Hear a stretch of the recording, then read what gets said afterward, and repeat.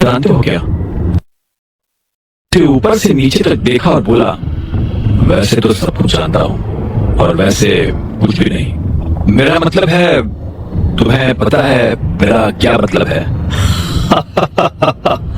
बस उसे अपनी तरफ से चिढ़ने का या गुस्सा होने का मौका मत देना और ना ही उसके पीछे कुत्ते की तरह जीभ हिलाना। और जोक तो बिल्कुल मत मारना, वो जोक मारने वाले को जान से मार देती है। बलराज ने कहा और हंसने लगा। इतने में बलराज ने कहा, वैसे अब तुम्हें गाड़ी की जरूरत है। मैं अपने मैनेजर को बोल रहा हूँ, यहाँ से सीधा ग्लोब मोटर्स जाओ, वहां तुम्हारी गाड़ी तुम्हारा इंतजार कर रही है।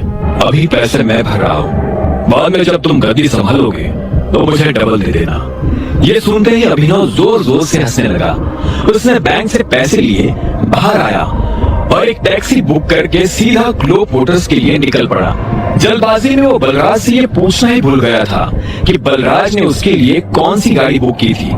जैसे ही वो अंदर गया तो उसने देखा कि शोरूम का मैनेजर दरवाजे पर खड़ा होकर किसी का इंतजार कर रहा था। उसने अभिनव को देखते ही पूछा, अभिनव गढ़वाल? मैं ही हूँ, अभिनव गढ़वाल। ये सुनते ही वहां रिसेप्शन पर खड़ी दोनों लड़कियों के होश उड़ गए, लेकिन मैनेजर को अभिनव को देख कोई झटका नहीं लगा। बलराज ने उसे पहले ही बता दिया था कि अभिनव दिखने में कैसा था। चलिए मेरे साथ, मैनेजर ने कहा और आगे बढ़ने लगा। कुछ देर के बाद अभिनव एक गैरेज में आ गया था। वहां ढेर सारी गाड़ियां खड़ी हुई थी। मैनेजर उसे उसकी गाड़ी के पास लेकर आया। वो एक बहुत ही महंगी सी गाड़ी थी, लेकिन ऊपर से उसे देखने में ऐसा लग रहा था जैसे वो कबाड़ हो। बलराज ने जानबूझकर उसे पुराना करवाया था ताकि कोई भी अभिनव पर उसकी गाड़ी की वजह से शक न करे। पर जब अभिनव ने गाड़ी के अंदर देखा तो उसे बहुत अच्छा महसूस हुआ। मैनेजर ने कहा, मैं गाड़ी के पेपर रेडी करवाता हूँ, आप तब तक गाड़ी देख लीजिए। मैनेजर वहां से निकला और अभिनव ड्राइविंग सीट पर बैठने के लिए बढ़ने लगा, पर इससे पहले कि वो बैठ पाता उसे पीछे से एक आवाज आई, हेलो। ये आवाज एक लड़की की थी। अभिनव को लगा कि जरूर ये वही रिसेप्शन वाली लड़कियों में से कोई एक होगी, लेकिन जब वो पलटा तो हैरान हो गया। वो लड़की और कोई नहीं बल्कि चाहत थी। अभिनव ने चाहत को अनन्या के साथ अकरम की पार्टी में देखा था। चाहत और अनन्या दोस्त थी। हालांकि अभिनव ने वहां उससे कोई बात नहीं की थी, लेकिन वो पार्टी में लगातार अभिनव को ही देखी जा रही थी। उसे पूरा शक था कि अभिनव दुनिया को जो दिखा रहा था असल में वो वैसा नहीं था। वो जिस तरह से अभिनव को देख रही थी उसे बड़ा अजीब लग रहा था। चाहत अभिनव के पास आई और बोली, ये सब क्या हो रहा है अभिनव? ये गाड़ी तुम खरीद रहे हो? तुम कौन हो और यहाँ क्या लेने आई हो? अभिनव ने तनी हुई आवाज में पूछा। चाहत को देख वो अपनी पहचान के लिए अलर्ट हो गया था।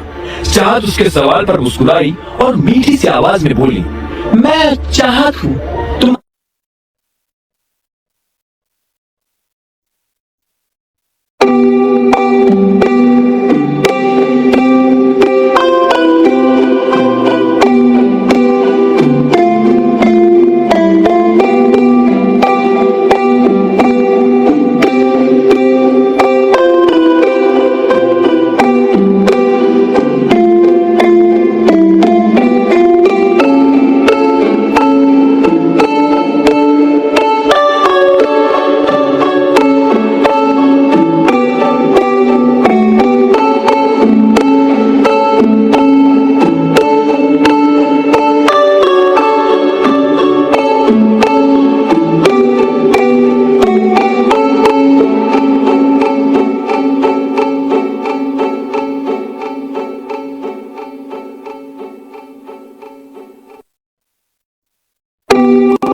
ये सवाल करना चाहिए, तुम यहाँ गाड़ी खरीदने कैसे आ सकते हो?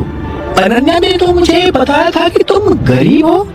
हाँ, मैं गरीब ही हूँ। ये गाड़ी तो मैं अपने बॉस के लिए लेने आया हूँ। चाहत ने उसे कुछ पल के लिए देखा और बोली, पक्का? झूठ तो नहीं बोल रहे हो? मैं तुमसे झूठ ही बोलूंगा। पता नहीं, एक काम करती हूँ, मैं अनन्या को भी यहाँ बुला लेती हूँ, दूसरे की सही, पर जब वो तुम्हें गाड़ी में देखेगी तो खुश हो जाएगी। नहीं, उसे बुलाने की क्या जरूरत है? क्यों बेकार में उसे परेशान करती हो तुम बताओ ना, मैं तुम्हारे लिए क्या कर सकता हूँ? ये सुनते ही चाहत के चेहरे पर मुस्कान आ गई। उसने कहा, मुझे मुझे चाहिए ट्रीट। क्या तुम मुझे ट्रीट पर लेकर नहीं चलोगे? देखो, मैं तुम्हारी बीवी की दोस्त हूँ और मुझे नहीं लगता कि तुम्हें मुझे मना करना चाहिए। इससे पहले कि अभिनव उसकी बात का कोई जवाब दे पाता, चाहत ने गाड़ी का दरवाजा खोला और वो पैसेंजर सीट पर जाकर बैठ गई। ठीक इसी वक्त मैनेजर डॉक्यूमेंट्स लेकर आया और उसने डॉक्यूमेंट्स अभिनव को दे दिए। अभिनव भी ड्राइविंग सीट पर बैठ गया। उसे पता था कि चाहत खुद एक रईस परिवार से आती थी। ऐसे में वो उसे अकरम के एक होटल में ले जाने वाला था। चाहत पूरे रास्ते रह रहकर अभिनव को देख रही थी। अभिनव को समझ नहीं आ रहा था कि वो उससे चाहती क्या है। जैसी अभिनव की गाड़ी अकरम के होटल के नीचे पार्क हुई तो अभिनव का फोन बज उठा। उसने देखा अकरम का फोन था। हेलो, क्या हुआ टाइगर, सब ठीक? मैंने देखा तुम्हारी गाड़ी मेरे ऑफिस के नीचे आई है। उधर से अकरम ने पूछा, हाँ वो मैं होटल में किसी के साथ लंच के लिए आया था।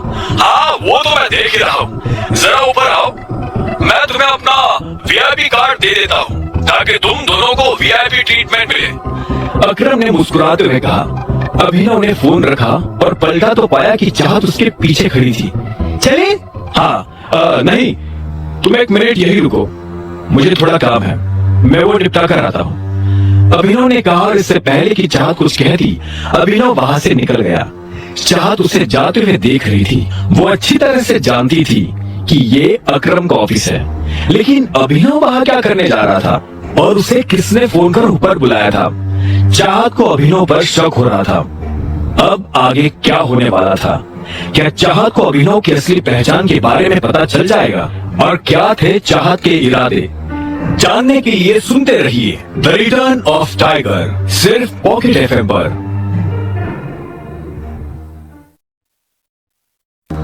उधर जब चाहत को अभिनव के ऊपर शक हो रहा था, तब इधर अभिनव भी अकरम के कैबिन में पहुंच चुका था।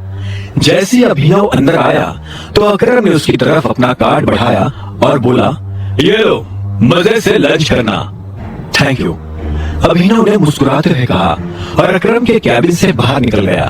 वो नीचे आया और उसकी आंखें चाहत को ढूंढने लगी। उसने देखा कि चाहत होटल के बाहर शेड में खड़ी थी। अभिनव उसके पास पहुंचा तो चाहत उसे ऊपर से नीचे तक देखने लगी। अभिनव ने उससे कहा, चले। दोनों होटल के अंदर दाखिल हो गए और एक टेबल पर जाकर बैठ गए। अभिनव जानबूझकर चाहत से नजर नहीं मिला रहा था, वही चाहत उसे लगातार देखती जा रही थी। क्या हुआ, सब ठीक है? हाँ। अच्छा, वैसे तुम इस ऑफिस में काम करते हो क्या? मुझे लगता है कि हमें कुछ ऑर्डर कर देना चाहिए, मुझे तो बहुत भूख लग रही है। अभिनव ने चाहत के सवाल को टालते हुए कहा। चाहत ने उसे देखा और एक पल के बाद बोली, तुम मुझसे कुछ छुपाने की कोशिश कर रहे हो क्या? क्या? मैं तुमसे क्यों कुछ छुपाने लगा? चाहत इस बात का जवाब देने वाली थी, बात उसकी जुबान पर आ ही गई थी कि इतने में वेटर उन दोनों की बातों के बीच खलल डालने के लिए आ गया। अभिनव और चाहत ने वेटर को ऑर्डर दिया और वेटर वहां से निकल गया, लेकिन चाहत अपना सवाल भूली नहीं थी। उसने बात को घुमाते हुए पूछा, तो तुम क्या करते हो? मैं AK प्राइवेट लिमिटेड में एक छोटी सी नौकरी करता हूँ। अच्छा, ये तो अकरम जी की कंपनी है ना? अभिनव ने जवाब में हाँ में सिर हिला दिया। इससे पहले कि चाहत आगे कोई सवाल करती, इतने में एक लड़का चाहत के बगल में आकर खड़ा हुआ और बोला, हेलो गॉर्जियस। चाहत ने पलट कर देखा तो पाया कि एक सुंदर सा लड़का फॉर्मल्स पहनकर उसके पास खड़ा था। जैसे उसकी नजर चाहत से मिली तो उसने कहा, यू आर सो ब्यूटीफुल। मैं आना तो नहीं चाहता था, लेकिन मेरा मन नहीं माना। क्या मैं तुम्हें एक बढ़िया सी ट्रीट ऑफर कर सकता हूँ? उस लड़के ने कहा। उसकी आंखों में एक शरारत भरी मुस्कान नजर आ रही थी। चाहत उसकी नियत समझ चुकी थी और अभिनव को भी ये समझ आ गया था कि वो किस नियत के साथ यहाँ खड़ा था। ऐसे में उसने भी लड़के को टालने के लिए गंभीरता से कहा, तुम्हें नजर नहीं आ रहा? वो पहली मेरे साथ डेट पर है। उस आदमी ने अभिनव की तरफ देखा और बोला, ओह अच्छा, मुझे तो लगा कि तुम इसके छोटे भाई हो। पर चलो, अब जब तुमने बता ही दिया है कि तुम इसके साथ डेट पर आए हो तो मैं तुम्हें बहुत प्यार से कह रहा हूँ, निकल लो। ये सुनकर अभिनव को बुरा लगा, लेकिन उसने कुछ नहीं कहा। वो देखना चाहता था कि ये आदमी किस हद तक नीचे गिर सकता था। इतने में वो लड़का चाहत की तरफ पलटा और बोला, तुम इतनी सुंदर हो, तुम्हें देखकर लगता है कि तुम किसी वेल टू डू फैमिली से आती हो। डोंट माइंड, लेकिन तुम्हें इस तरह के लड़कों के साथ डेट पर नहीं आना चाहिए। Standard is important, right? तुझसे किसी ने कहा ज्ञान देने को? अभिनव ने बीच में आते हुए कहा। उस लड़के ने अभिनव को घूरते हुए देखा और फिर से चाहत की तरफ देखकर बोला, तुम प्लीज मेरे साथ आओ। ट्रस्ट मी, मैं तुम्हें कोई प्रॉब्लम नहीं होने दूंगा। वैसे भी you don't deserve to be with such down market boys, जिनके बापू ने उन्हें पैदा कर करके छोड़ दिया हो। साले, अभिनव से इस बार रहा नहीं गया। उस लड़के ने अपनी हद पार कर दी थी। जैसे वो अभिनव के बाप पर गया तो इतने में अभिनव अपनी जगह पर खड़ा हुआ और उसने उस लड़के का कॉलर पकड़ लिया। अरे अरे, ये क्या हो रहा है? अरे ये क्या कर रहे हो? छोड़ो उसे। हर कोई अभिनव की इस हरकत को देखकर हैरान हो गया, लेकिन अभिनव को किसी की बातों से फर्क नहीं पड़ रहा था। वो अपने बाप के बारे में एक शब्द भी नहीं सुन सकता था। उसने ना सिर्फ उस लड़के को कॉलर से पकड़ा, बल्कि उसे घसीट कर दूर लाया और उसकी नाक पर एक जोरदार मुक्का मार दिया। क्या कहा तूने? मेरे बाप ने मुझे पैदा करके छोड़ दिया। यही सिखाया तुझे तेरे बाप ने? यही सिखाया है? अभिनव ने ये कहा और उस आदमी को दनादन पीटना शुरू कर दिया।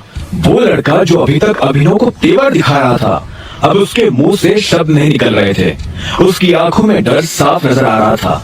उसके मुंह से खून निकलकर उसके कपड़ों पर गिरने लगा था, लेकिन अभिनव का हाथ रुकने का नाम ही नहीं ले रहा था। वो उसे मारता जा रहा था। चाहत भी अभिनव का ये रूप देखकर घबरा गई थी। अरे उसे मार ही डालोगे क्या? इतना में भीड़ में से कुछ लोगों की आवाजें आई। अभिनव को भी एहसास हुआ कि उसने लड़के को कुछ ज्यादा ही पीट दिया था। ऐसे में उसने हाफते हुए उसे छोड़ दिया। वो लड़का खड़े रहने लायक भी नहीं बचा था। अभिनव को जब होश आया तो उसने उस लड़के को ऊपर से नीचे तक देखा तो उसे बहुत बुरा लगा। वो ऐसा कुछ करना नहीं चाहता था, लेकिन अगर वो ये नहीं करता तो वो लड़का चाहत को परेशान करता रहता। अभिनव पलटा और चाहत को देखने लगा। चाहत दूर खड़ी होकर मुस्कुरा रही थी। उसकी मुस्कान में अभिनव को एक तरह की शांति नजर आ रही थी। अब उसे डर नहीं लग रहा था। तभी अभिनव के कंधे पर पीछे से एक हाथ आया और उसने अभिनव के कंधे को कसकर पकड़ लिया। अभिनव ने पलटकर देखा तो पाया कि वही लड़का उसे मारने के लिए खड़ा था, पर इससे पहले कि वो अभिनव पर हाथ उठाता, अभिनव ने उसे कोहनी से झटका दिया और वो नीचे गिर गया। हर कोई अभिनव के फोटो खींच रहे थे, उसकी वीडियो बना रहे थे। अभिनव को ये देख अच्छा नहीं लग रहा था। उसे ये सब अजीब लग रहा था। वो यहाँ से निकल जाना चाहता था, पर इससे पहले कि वो निकल पाता, इतने में पीछे से आवाज आई। क्या हो रहा है यहाँ? ये कोई मछली बाजार नहीं है, एक रेप्यूटेड होटल है। ये आवाज और किसी की नहीं, बल्कि होटल के मैनेजर की थी। होटल की ऐसी हालत देखकर मैनेजर का दिमाग खराब हो गया था। इससे पहले कि अभिनव उसे अपनी तरफ से कुछ समझा पाता, वो मार खाया हुआ लड़का गिड़गिड़ाते हुए मैनेजर के पास आया और रोते हुए बोला, इस आदमी ने देखो मुझे कितना मारा है, इसने मेरी नाक तोड़ दी, ये देखो। मैनेजर ने पहले उस आदमी को देखा और उसके बाद अभिनव को देखने लगा। बाकी लोग भी अभिनव को देख रहे थे। इससे पहले कि अभिनव अपनी तरफ से कुछ कह पाता, मैनेजर बोला, तुम्हारी हिम्मत कैसे हुई हमारे वीआईपी कस्टमर के ऊपर हाथ उठाने की? क्योंकि इस आदमी ने हम लोगों को परेशान किया। मैं इसे मुंह नहीं लगाना चाहता था, फिर भी ये मेरे बारे में भला बुरा कह रहा था और इसने मेरे पिता के बारे में भी उल्टा सीधा कहा था। बस इतनी सी बात पे तुमने इनके साथ इतना कुछ कर दिया? अभी के अभी माफी मांगो इनसे। मैं इससे माफी मांगू? इससे कहो कि ये मुझसे माफी मांगे। साले चुपचाप माफी मांग। तू जानता नहीं मैं कौन हूँ। बिना माफी मांगे मैं तुझे इस होटल से बाहर भी नहीं निकलने दूंगा, उस आदमी ने कहा जिसे अभिनव ने मारा था। मामला बिगड़ता जा रहा था। अब इससे पहले की बात आगे बढ़ती, चाहत बीच में आई और बोली, एक्चुअली गलती अभिनव की नहीं है, इस आदमी की है। इसने मुझे छेड़ने की कोशिश की। ये मुझसे गलत तरीके से बात कर रहा था। मैं और अभिनव साथ में लंच पर आए थे, पर ये आदमी। चाहत ने सारी बात मैनेजर और आसपास खड़े लोगों को बता दी। मैनेजर ने पलटकर उस लड़के को देखा और बोला, क्या ये सही है? उस लड़के ने कोई जवाब नहीं दिया। ऐसे में मैनेजर फिर से चाहत की तरफ पलटा और बोला, जो भी हो मैडम, पर इसे माफी तो मांगनी पड़ेगी। अभिनव समझ गया था कि मैनेजर उससे ऐसे क्यों बात कर रहा था। असल में वो अभिनव को उसके कपड़ों से जज कर रहा था। जब अभिनव को लगा कि उसके पास और कोई रास्ता नहीं है, तो उसने अपनी जेब से अकरम का कार्ड निकाला और मैनेजर की तरफ बढ़ाते हुए बोला, तुम्हें पता है मुझे ये कार्ड किसने दिया है? इस पर लिखा नाम पढ़ लो, उसके बाद तुम्हें समझ में आ जाएगा कि निष्पक्ष फैसला कैसे किया जाता है। हाँ, ये सही कह रहा है। भीड़ में से किसी ने अभिनव की बात का समर्थन करते हुए कहा। मैनेजर ने अभिनव से कार्ड लिया और उसे ध्यान से देखने लगा। जैसे उसने कार्ड पर लिखा नाम पढ़ा तो उसकी आंखें फटी की फटी रह गई। वो पहले कार्ड को और बाद में अभिनव को देखे जा रहा था। अगर अभिनव के पास अकरम का कार्ड था तो वो समझ गया था कि अभिनव अकरम का खास है। उसने अभिनव से कुछ बोलने की कोशिश भी की, लेकिन उसका मुंह ही नहीं खुल रहा था। अगर अकरम को इस बारे में पता चल जाता तो उसकी नौकरी जा सकती थी। जब अभिनव ने देखा कि मैनेजर के पास कुछ भी कहने को नहीं बचा है, तो उसने उस लड़की की तरफ देखकर कहा, और तू लड़कियों से बात करने से पहले अपनी माँ के पास जा और उनसे सीख के लड़कियों की इज्जत कैसे की जाती है। इतना कहते ही अभिनव ने चाहत को अपने साथ लिया और वहाँ से निकल गया। दोनों गाड़ी में आकर बैठ गए थे, लेकिन कोई किसी से बात नहीं कर रहा था। जो कुछ भी हुआ उसके बाद अभिनव ये तो जानना चाहता था कि आखिर चाहत के दिमाग में क्या चल रहा था, लेकिन वो आगे से पूछकर उसे शक करने का मौका नहीं देना चाहता था। चाहत उसकी पहचान जानने के लिए हाथ धोकर उसके पीछे पड़ी हुई थी। अगर वो उसे जरा सा मौका दे देता तो वो लपकने में देर नहीं करती। अब अभिनव को भूख लग रही थी, लेकिन वो चाहत से खाने के बारे में भी बात नहीं कर सकता था। वैसे भी उसे भूखे रहने की आदत थी। बचपन से वो दिन में सिर्फ 2 बार खाता था। उसने कई शामें तो बिना खाए भी गुजारी थी। पैसे आ जाने से अभिनव ने अपनी आदतें नहीं बदली थी। इधर चाहत भी बार बार उसे देख रही थी, और जब उससे रहा नहीं गया तो उसने पूछा, तुम ठीक हो? हाँ, सॉरी, मैंने तुम्हारा मूड और तुम्हारा लंच दोनों खराब कर दिए।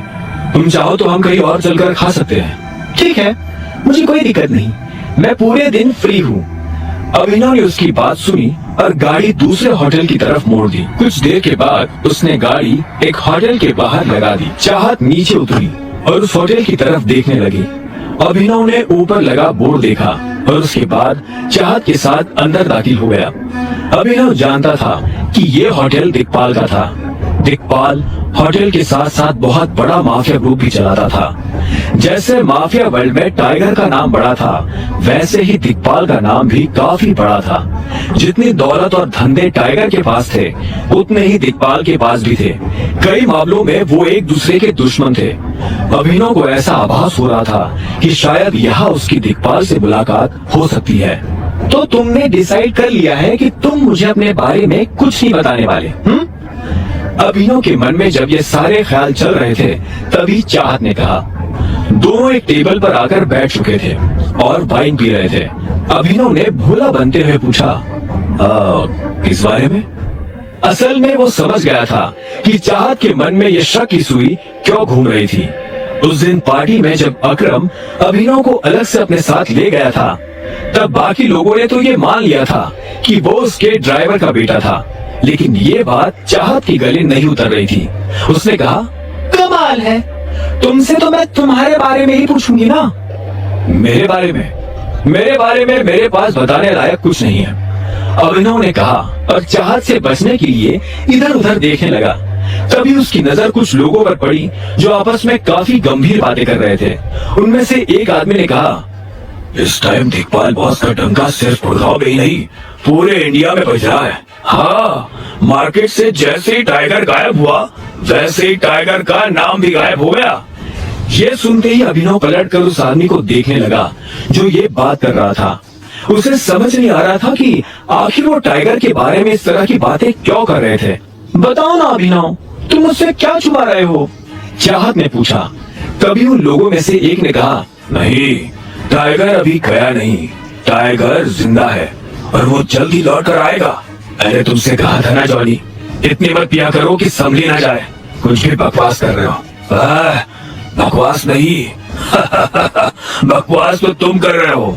टाइगर का कंपैरिजन दिक्पाल से? विस्की और देसी शराब का क्या मैच? मैं कह रहा हूँ टाइगर जिंदा है and he will return soon. Johnny नाम के इस आदमी की बात सुनकर अभिनव के रोंगटे खड़े हो गए थे। वो ये जानना चाहता था कि जॉनी मन से फेंक रहा था या उसके पास सच में कोई जानकारी थी। अब आगे क्या होने वाला था? क्या अभिनव सच का पता लगा पाएगा और क्या चाहत अभिनव के मुंह से सच निकलवा पाएगी? जानने के लिए सुनते रहिए द रिटर्न ऑफ टाइगर, सिर्फ पॉकेट एफएम पर।